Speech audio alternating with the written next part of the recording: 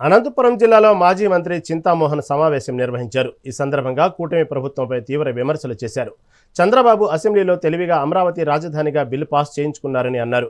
ప్రజలు మాత్రం ఎవరు కూడా అమరావతి రాజధానిగా ఒప్పుకోవట్లేదని తెలిపారు. 70 సంవత్సరాల క్రితమే మద్రాసు నుంచి ఆంధ్ర బయటకు రావడం జరిగిందని అన్నారు. రాజధానికి 1000 ఎకరాలు సరిపోతాయని బీవీ రాఘవులు అంటుంటే చంద్రబాబు మాత్రం లక్షల ఎకరాలు కావాలని అంటున్నారని విమర్శించారు. రాజధాని కోసం 2 లక్షల కోట్లు పెట్టుబడులు పెట్టడం ధర్మమా అని ప్రశ్నించారు.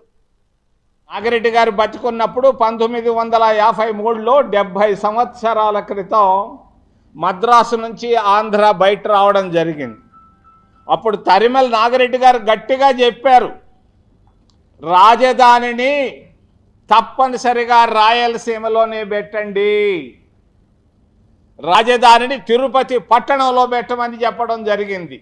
దానికి ఆయన ఎన్జి రంగా గారు కూడా సపోర్ట్ చేశారు. కానీ ఈ జిల్లాలో పుట్టినటువంటి సంజీవరెడ్డి గారు మరి ప్రకాశం పంతులు, ఒంగోలు నుంచి ప్రకాశం పంతులు కాదు, తిరుపతి వద్దు, మరి కర్నూలు ముద్దని చెప్పి తీసుకెళ్ళారు. తెలివిగా అసెంబ్లీలో అది బిల్లు పాస్ చేసుకున్నాడు, పార్లమెంట్లో బిల్లు పాస్ చేసుకున్నాడు, రాష్ట్రపతి కూడా సంతకం పెట్టి ఉంటుంది అనుకుంటాను.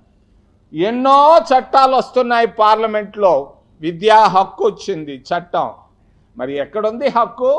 చట్టాలు చేస్తుంటారు, చట్టాలు చేసినంత మాత్రాన్ని నిన్న ఎక్కడో అన్నాడు గౌరవ ముఖ్యమంత్రి మా తిరుపతి ఆయన, 1000 మంది అడ్డం వచ్చినా అమరావతి రాజధాని. ఇది మీ సొంత ఇల్లు కాదు అమరావతిలో కట్టుకునేదానికి. ఇది ప్రజలు ఆమోదం పలకాలి. మరి రాయలసీమ జిల్లాల్లో నేను తిరుగుతూ ఉన్నాను ఈ మధ్యకాలంలో, ఎవరు అమరావతికి ఒప్పుకోవటం లేదు చంద్రబాబు నాయుడు గారు.